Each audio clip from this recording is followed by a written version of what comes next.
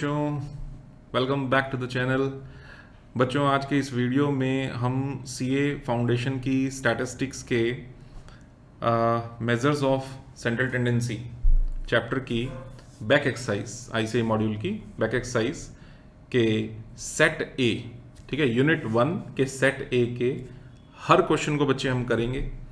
लेकिन बच्चों, make ensure कि इस वीडियो को के जब मैं डाउट्स, जब मैं ये क्वेरीज ले रहा हूँ, जब मैं क्वेश्चन सॉल्व कर रहा हूँ, तो आपके सबके कॉन्सेप्ट्स जो इस चैप्टर के हैं वो बिल्कुल क्लियर, क्रिस्टल क्लियर एकदम माइंड में होने चाहिए।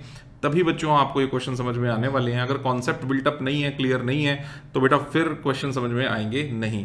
तो मैं ऐसा मान के कि जो बच्चा वीडियो को देख रहा है उनको सबको सारे कॉन्सेप्ट बिल्कुल क्लियर हैं और तब जाके वो इस वीडियो को देख रहा है, तो मैं ऐसा मान के ही इस जो सेट ए है, सेट ए है, उसको सॉल्व करने जा रहा हूं। तो आइए चलिए मेरे साथ साथ बेटा आपकी सारी क्वेरीज को सॉल्व करते हैं।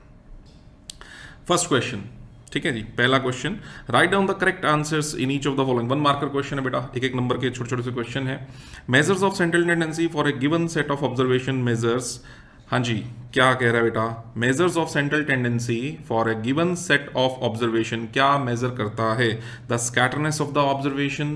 नहीं सर, स्कैटरनेस तो डिस्पर्शन शो करता है ना।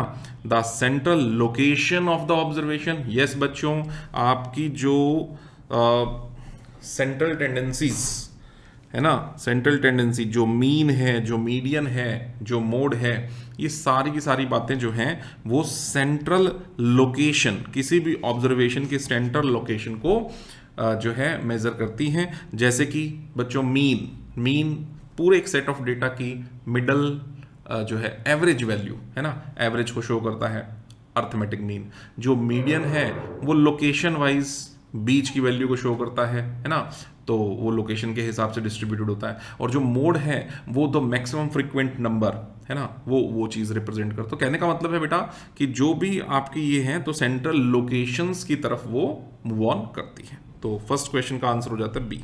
While computing the arithmetic mean from a grouped frequency distribution, we assume that okay, the classes are of equal length, the classes have equal frequency। बेटा frequency तो equal हम नहीं observe कर सकते, और all the values of a class are equal to the mid value of that class। yes, this is the correct answer। कैसे sir? देखो बच्चों, अगर मैं एक ग्रुप्ड फ्रीक्वेंसी डिस्ट्रीब्यूशन ले रहा हूं, लेट्स से मैं यहां पर x और यहां पर f, ठीक है, यहीं पे सॉल्व कर दो बेटा। 0 से 10, 10 से 20, 20 से 30, 30 से 40, ठीक है जी, और साथ में बाजू में ले ले बेटा फ्रीक्वेंसी है ना। इसके फ्रीक्वेंसी है 5, इसकी फ्रीक्वेंसी है सपोज कर लो बच्चों 2, 1, 3, ये इनकी फ्रीक्वेंसी है लेट्स से, है ना।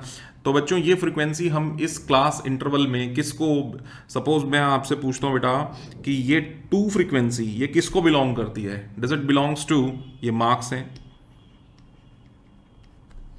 will this frequency 2 belongs to 10 mark? No sir. 20 mark? No sir. This 2 frequency belongs to the average marks। मतलब आप क्या करोगे बेटा, इसकी मिडल वैल्यू, आप इन सब की मिडल ले लोगे, यानी कि 5, फिर 15, फिर 25 और फिर 35, और फिर ये फ्रीक्वेंसी जो है उसको बिलोंग करेंगी। तो सेकंड क्वेश्चन में यही पूछा गया था बेटा आपसे, while computing the arithmetic mean from a grouped frequency distribution, जो कि आपको दिख रहा है grouped frequency distribution, we assume that all the values of a class are equal to the mid value of that class. ठीक है जी, ये हो गया आपका सेकंड का C option is correct. Which of the following statement is wrong? Okay जी, क्या है बताइए जरा, which of the following statement is wrong? Mean is rigidly defined, mean is rigidly defined, mean rigidly defined ही होता है sir, सोचो आप, mean is rigidly defined, rigid, why sir, why mean is rigidly defined? Rigidly का मतलब होता है बच्चों कि कंफर्म, मतलब सटीक एक नंबर, उसमें कोई ऑप्शन नहीं होना चाहिए। तो मीन आप निकालते हो सिग्मा एक्स अपॉन एन करके, वही जो वैल्यूज होती हैं वो रिजिडली डिफाइन ही होती हैं, तो मीन में तो कोई इशू नहीं है। Mean is not affected due to sampling fluctuation, mean बिल्कुल सैम्पलिंग फ्लक्चुएशन से अफेक्टेड होता है। आप एक सेट ऑफ डेटा में से एक वैल्यू हटा के दूसरी वैल्यू डाल दें तो सैम्पलिंग फ्लक्चुएशंस जैसे ही आएंगी तो आपका मीन चेंज हो जाएगा। मीन है some mathematical property, yes sir, mean की बहुत बढ़िया बढ़िया जो है मैथमेटिकल प्रॉपर्टीज होती हैं, आपने पढ़ी होंगी कॉन्सेप्ट के अंदर, बहुत सारी मीन की अच्छी सी सैम्पलिंग प्रॉपर्टी जो है मैथमेटिकल प्रॉपर्टीज हैं, जैसे कि अगर सारी वैल्यूज के हैं तो मीन उसका के है, प्रॉपर्टी थी, है ना। जैसे कि मीन की जैसे कि हर ऑब्जर्वेशन में से अगर मीन को माइनस किया जाए और उसका सिग्मा ले लिया जाए डेविएशंस का, तो उसका सम जीरो आता है। याद होगा बच्चों आपको, sigma x minus x bar is equals to zero, है ना, ये भी एक प्रॉपर्टी है। कंबाइंड अर्थमेटिक मीन एक प्रॉपर्टी है। Mean is affected by due to the change in origin as well as due to the change in scale, है ना। यानी कि अगर आप y के मीन पे पहुंचना चाहते हैं और अगर आपके पास x मीन गिवन है तो आप ओरिजिन वापस ऐड कर दीजिए, स्केल से मल्टीप्लाई कर दीजिए तो आपको y मीन मिल जाता है। तो ये तीसरी एक और प्रॉपर्टी। और कंबाइंड अर्थमेटिक मीन की भी बच्चों प्रॉपर्टी पढ़ी थी आपने, x12 bar is equal to n1 x1 bar plus n2 x2 bar divided by n1 plus n2। I hope बच्चों सबको समझ में आ रहा होगा, बात समझ में आ रही होगी। तो इतनी सारी प्रॉपर्टीज है, तो मीन है some mathematical properties. Option 3 is correct. Okay, which of the following statement is true, इसमें से क्या सही है। Usually mean is the best measure of central tendency. Usually क्या sir, best measure of central tendency है भाई, fourth ए ही best है और क्या। यूजली मीडियन बिल्कुल ही नहीं, मोड नहीं सर, मीन को ही आपके मॉड्यूल के अंदर, आईसीए मॉड्यूल के अंदर लिखा है बेटा, mean is the best measure of central tendency. ठीक है, तो ए ऑप्शन इज करेक्ट। चलिए 5वें क्वेश्चन पे आए बेटा। For open and classification which of the following is the best measure of central tendency.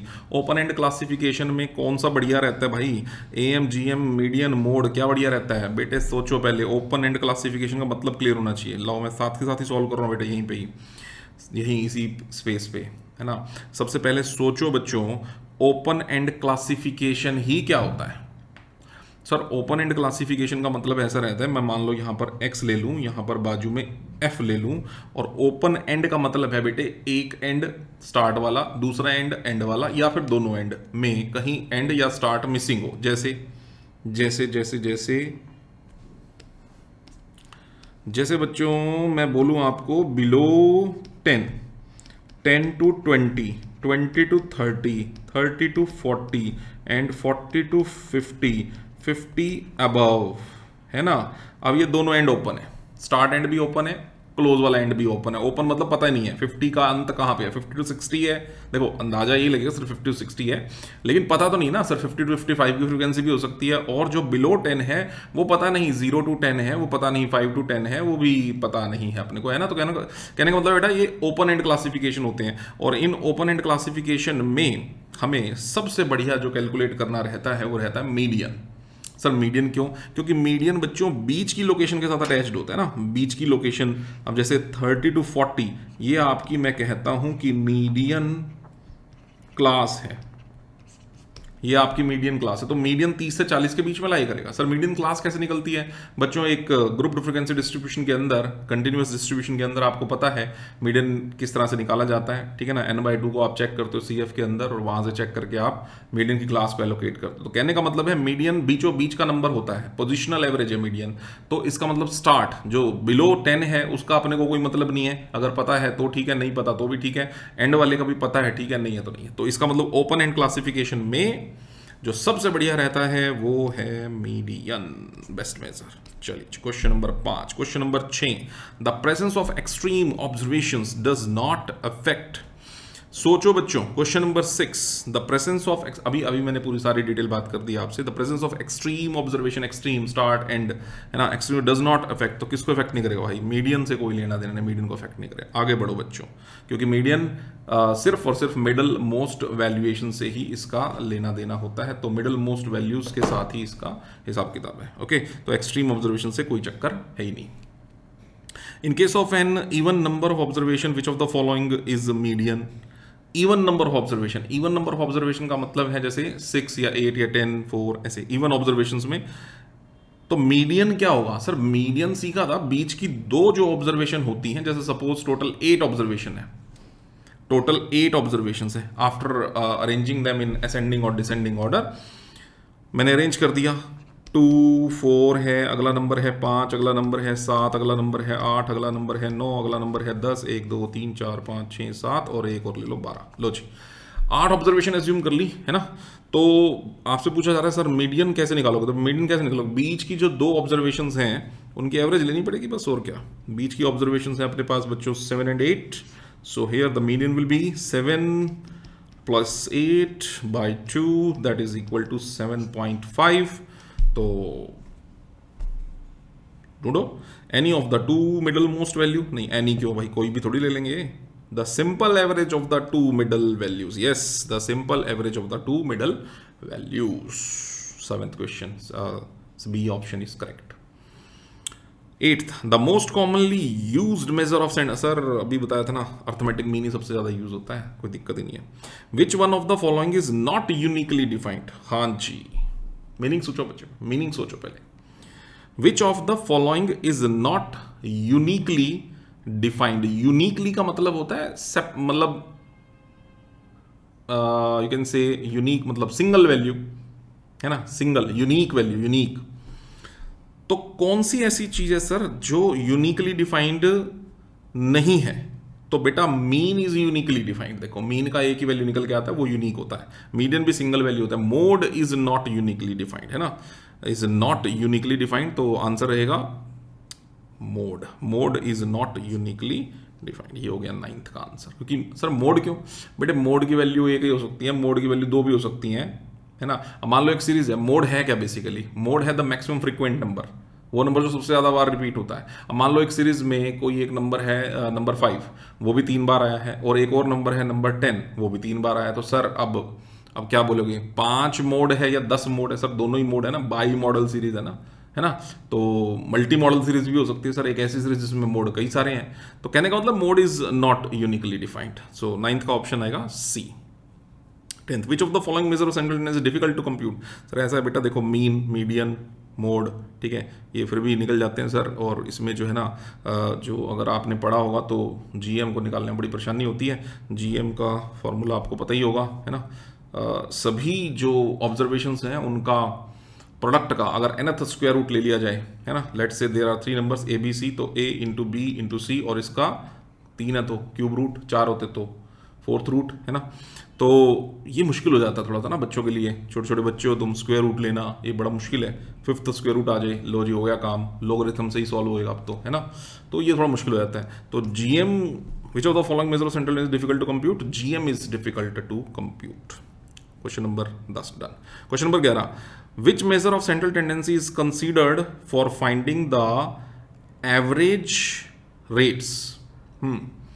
Which measure of central tendency is considered for finding the average rates?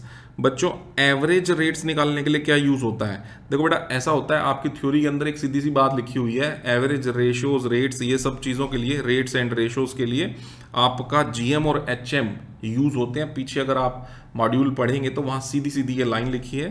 तो GM और HM दोनों use होते हैं। तो option D जो है वो पूरी तरह से करेक्ट है, both B and C. Okay, so this is the correct option for 11th question. Question number 12, for a moderately secured, for a moderately secured distribution, which of the following relationship holds this one? Okay, बच्चों ऐसा है, देखो दो तरह के distribution होते हैं, एक सिक्यूर्ड, एक सिमेट्रिकल। सिमेट्रिकल बोले तो नॉट सिक्यूर्ड भी कह सकते हो, ठीक। एक हो गया सिमेट्रिकल नॉट सिक्यूर्ड, एक हो गया सिक्यूर्ड, है ना। तो जो सिमेट्रिकल डिस्ट्रीब्यूशन होता है यानी कि नॉट सिक्यूर्ड डिस्ट्रीब्यूशन होता है, उस नॉट सिक्यूर्ड डिस्ट्रीब्यूशन में, आओ यही समझाता हूं, उस नॉट सिक्यूर्ड डिस्ट्रीब्यूशन में तो मेरे प्यारे प्यारे बच्चों जो आपका डायग्राम होता है वो ये नॉर्मल डिस्ट्रीब्यूशन वाला डायग्राम होता है, ये ऐसे, है ना।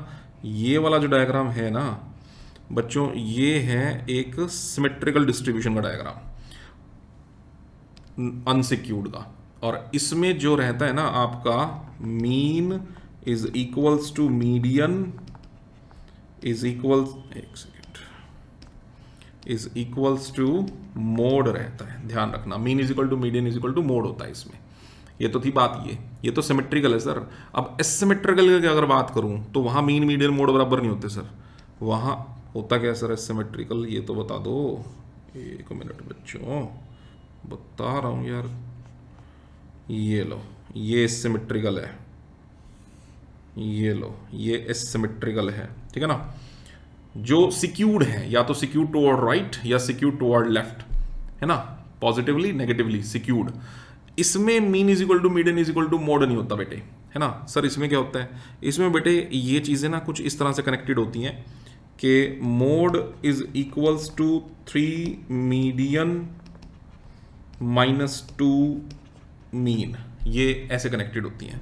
अब सर ऐसा तो सर कुछ है नहीं, फिर सर आंसर किसको टिक करें हम, ABCD को? हम छोटे छोटे बच्चे हैं बेटे, अभी करते हैं इसको कन्वर्ट। ये देखो मुझे दिख गया बेटे, तुम्हें भी दिखा देता हूं। पहला ऑप्शन इसको मैच करेगा, पता कैसे? ये देखो, इसमें से ना बेटे ये तो एम्पेरिकल फॉर्मूला तो गिवन ही होता है।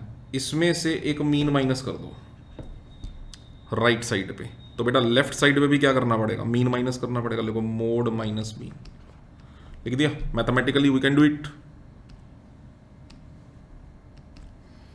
ओके, अब क्या बन गया, ये बन गया सर, ये बन गया mode minus mean is equal to 3 median -3 mean. 2 mean है, 2 मीन में एक और मीन माइनस कर दिया, 3 मीन, तो 3 कॉमन ले लो, मीडियन माइनस मीन।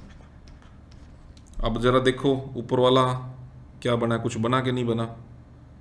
ये बना है सर 12th क्वेश्चन में मीन माइनस मोड बोल रहा है सर। ये तो कोई बात नहीं यार, माइनस कॉमन ले लो, माइनस एक और कॉमन ले लो, तो क्या बनेगा, mean minus mode is equal to, अब जब माइनस इधर से लिया तो उधर से भी लेना पड़ेगा ना, तो 3 3 रह जाएगा, और इधर भी क्या हो जाएगा, mean minus median.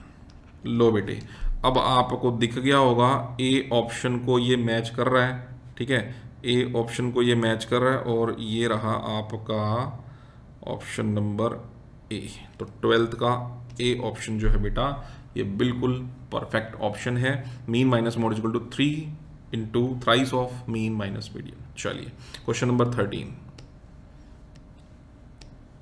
Weighted averages are considered. Okay, weighted average sir weights कब यूज करते हैं आप, पता है आपको वेट्स कब यूज करते हैं बेटा? जब सब जो पूरे सेट ऑफ डेटा में कुछ ऑब्जर्वेशंस आपकी इंपॉर्टेंट हो, कुछ ज़्यादा इंपॉर्टेंट हो, कुछ कम इंपॉर्टेंट हो, यानी कि हर ऑब्जर्वेशन की जब वेटेज अलग अलग होती है ना, तो आप वेटेड एवरेज को कंसीडर करते हो। हर एक की इंपॉर्टेंस अलग अलग होती है, और इंपॉर्टेंस या तो वेट्स आपको दे रखे होते हैं बेटा, वेट्स नहीं दे रखे होते तो फ्रीक्वेंसीज को ही हम वेट्स लेकर के चलते हैं, ऐसा होता है। So weighted averages are considered when data are not classified, the data are put in the form of group frequency distribution, all the observations are not of equal importance। जब सारी ऑब्जर्वेशन इक्वल इंपॉर्टेंस की नहीं होती है तो फिर आप वहां पर जो है वेटेड को यूज करते हो, जब अलग अलग जो है इंपॉर्टेंस की होती है।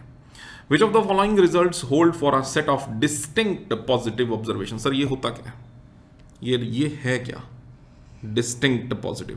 बेटा डिस्टिंक्ट पॉजिटिव का मतलब होता है जब सारे के सारे डेटा की जो वैल्यूज हैं, नंबर ऑफ वैल्यूज जो हैं, जो वैल्यूएशंस हैं, वो सब अलग अलग हों, है ना। डिस्टिंक्ट का मतलब उनकी वैल्यूएशंस अलग अलग हों। जैसे एक सेट ऑफ डेटा मैंने लिया, देखो सुनो, 5 7 9 1 4 10, ये डिस्टिंक्ट है, ठीक है, डिस्टिंक्ट है और पॉजिटिव है। तो सर डिस्टिंक्ट नहीं तो सिमिलर भी हो सकती है? हाँ हो सकती है यार, 5 5 5 5 5 5 ले भाई, ये कैसे हैं? ये डिस्टिंक्ट नहीं है, सिमिलर है। अगर सभी नंबर सिमिलर हों, पढ़ा है आपने इंस्टीट्यूट मटेरियल में, अगर आपकी सभी नंबर सिमिलर हों तो उस केस में आपके मीन मीडियन मोड, ठीक है, मीन मीडियन मोड कह रहा हूं, देखो गलत बुलवा दिया ना तुमने, arithmetic mean, geometric mean, harmonic mean, तीनों मीन बराबर होती हैं, ठीक है। कैसे सर, कैसे माने आपकी बात? बेटे मेरे को एक बात बताओ, ये प्रॉपर्टी आपने अर्थमेटिक मीन में भी पढ़ी है, मीडियन में भी पढ़ी है, मीडियन कह रहा हूँ, फिर ज्योमेट्रिक मीन में भी पढ़ी है, हार्मोनिक मीन में भी पढ़ी है, ठीक है ना, अर्थमेटिक मीन में भी पढ़ी है, ज्योमेट्रिक मीन में भी पढ़ी है, हार्मोनिक मीन में भी पढ़ी है। क्या पढ़ी है सर, क्या पढ़ी है बेटे? If all the observations are K, their arithmetic mean will be K. If all the observations are k, their geometric mean will be k. If all the observations are k, their harmonic mean will be k. तो फिर इसका मतलब अगर सारी values same होंगी तो arithmetic mean gm, am, gm, hm तीनों बराबर होंगे। और अगर सारी वैल्यूज अलग अलग होंगी फिर बताऊं क्या होगा बेटा? फिर अर्थमेटिक मीन सबसे बड़ा नंबर होगा सर, उससे छोटा नंबर होगा gm का, उससे छोटा नंबर होगा hm का। करके देख लेना बेटे, जब खाली टाइम हो ना तो फिर करके देखना, टाइम ऐसे ना वेस्ट करना, ठीक है? टाइम बहुत कीमती है, जिस कोर्स में तुम हो ना उसमें टाइम बहुत कीमती है। ये देखो, ये रही ऑब्जर्वेशन 5, 7, 9, 1, 4, 10। आप करके देखो, इसका am निकालो, gm निकालो, hm निकालो। am सबसे बड़ा नंबर आएगा, gm उससे छोटा और hm उससे भी छोटा नंबर आएगा। सो ओवरऑल अगर डिस्टिंक्ट हैं तो सर ये वाली बात ठीक है, और अगर सिमिलर हैं तो फिर तो सर ये वाली बात ठीक है। सिमिलर में ये वाली बात ठीक है और डिस्टिंक्ट में वो वाली बात ठीक है। और ओवरऑल अगर हमें ये नहीं दे रखा कि ऑब्जर्वेशन डिस्टिंक्ट है कि या फिर सिमिलर है, तो फिर सर ये वाली बात ठीक है। लेकिन ये दे रखा हो कि ऑब्जर्वेशंस में कि हमें नहीं पता डिस्टिंक्ट है कि सिमिलर है, फिर ये बी ऑप्शन होता करेक्ट। लेकिन अभी तो आपको बोल रखे ना बेटे साफ साफ कि डिस्टिंक्ट है, तो फिर बी ऑप्शन थोड़ी ना करेक्ट है। जब डिस्टिंक्ट है तो फिर तो सी ऑप्शन करेक्ट है, तो इसलिए सी ऑप्शन को आप टिक कर देंगे। ओके, आगे बढ़िए बेटे क्वेश्चन नंबर 15 की तरफ। When a firm registers both profits and losses, ठीक है सर, प्रॉफिट्स का मतलब पॉजिटिव ऑब्जर्वेशन है और नेगेटिव का और लॉसेस का मतलब नेगेटिव ऑब्जर्वेशंस है ना। Positive and profits and losses मतलब profits positive and negatives. Which of the following measure of central tendency can not be considered? बेटा जीएम नहीं निकलेगा, देखो उसमें मेरी बात सुन लेना, जीएम नहीं निकलेगा। सर क्यों नहीं निकलेगा? क्यों नहीं निकलेगा बेटे? जीएम इसलिए निकलेगा क्योंकि जीएम स्क्वायर रूट के ऊपर डिपेंड करता है ना। Square root of the multiplication nth root है, स्क्वायर रूट नहीं मतलब nth रूट है, जितनी भी ऑब्जर्वेशन उनके प्रोडक्ट का nth रूट है। अब मान लो मैं बोलता हूँ ए तो पॉजिटिव है सर, बी की वैल्यू है नेगेटिव और सी है, लो हो गया काम खत्म। अब क्यूब रूट कहाँ से निकाल लोगे बेटे? स्क्वायर रूट के अंदर आपका नेगेटिव आ गया, नॉट डिटरमाइंड नंबर आ गया, इसको सॉल्व करना मुश्किल हो जाएगा, इमेजिनरी नंबर में चली जाती है बात। तो जीएम नहीं निकलता सर, एएम भी निकल सकता है, एचएम भी निकल सकता है, पर जीएम नहीं निकल सकता। तो बी ऑप्शन करेक्ट है। 16th, quartiles are the values dividing a given set of observations into.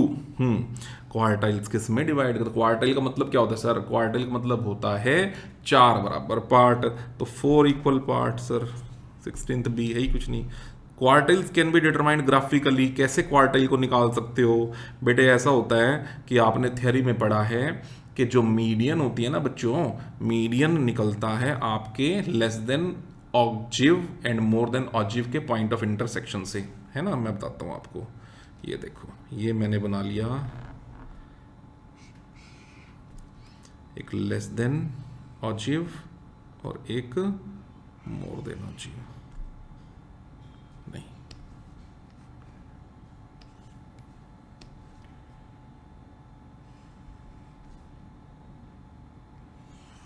हाँ ठीक है। तो जहां पर पॉइंट ऑफ इंटरसेक्शन होगा ये होता है आपका मीडियन। इसको टच कर लो यार ऐसे, हाँ ऐसे, ये होता है आपका मीडियन। अब जो ये मीडियन है ना बेटे, मीडियन अगर आपके पास है तो मीडियन में से 25% आइटम माइनस कर दो तो क्या निकलेगा? Q1, और मीडियन में अगर 25% आइटम जोड़ दो तो क्या निकलेगा? Q3, क्योंकि सर मीडियन अपने आप में क्या है? Q2। मीडियन अपने आप में Q2 है, उसमें से 25% आइटम माइनस कर दो, Q1 है, उसमें 25% आइटम जोड़ दो, Q3 है। तो इसका मतलब क्वार्टाइल्स और मीडियंस ये जो हैं ग्राफिकली जो होते हैं ना बच्चों, ये ऑब्जिव से निकाले जा सकते हैं। तो 17th का सी ऑप्शन जो है वो करेक्ट है। Which of the following measure possesses mathematical, sir अभी बताया था एम, जीएम, एचएम, सर सबके पास है मैथमेटिकल प्रॉपर्टी। सर क्या बात कर रहे हो, सभी की मैथमेटिकल प्रॉपर्टीज है ना। पढ़, अभी मैंने एम की तो लिख के ही दिखाई थी, ऐसे ही जीएम की भी है, एचएम की भी है। डिटेल पढ़ना हो तो बेटा लेक्चर देख लो मेरा इससे पहले वाला, या तो है ना, और या फिर जो है किताब पढ़ लो, आपको दिख जाएंगी बहुत सारी मैथमेटिकल प्रॉपर्टीज हैं।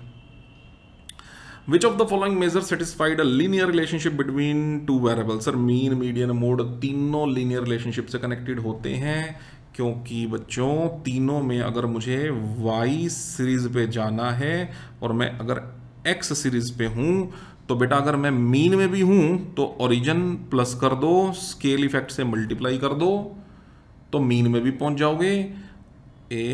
ऐसे है ना। और यही मामला मीडियन पे भी लागू होता है, और यही बातचीत मोड पे भी लागू होती है। तो बेटे आप मीन, मीडियन, मोड तीनों में अगर आपके पास x वैल्यूएशन का गिवन है तो y वैल्यूएशन पे जा सकते हो, y वैल्यूएशन का गिवन है तो x वैल्यूएशन पे जा सकते हो। शर्त बस इतनी सी है कि ओरिजिन और स्केल इफेक्ट को वापस नलफाई करना पड़ेगा। The last question of set A, which of the following measure of central tendency is based on only 50% of the, sir 50% की सेंट्रल वैल्यूएशन पे सिर्फ और सिर्फ मीडियन का लेना देना है सर, मीडियन का। अच्छा पहले वाले 19 पे टिक नहीं लगाया था, ऑल ऑफ द अबव है, ठीक है। और क्योंकि मैंने बताया है ना, और जो 50% सेंट्रल वैल्यूएशंस पे तो सिर्फ और सिर्फ किसका कनेक्शन है बेटे, मीडियन से ही उसका लिंक है। लो जी, सेट ए मेरी तरफ से कंप्लीट है बच्चों, करिए आप इसको, ठीक है, और अच्छे से अपनी तैयारी करिए। मिलते हैं अगले वीडियो में सेट बी के साथ। Okay, all the best.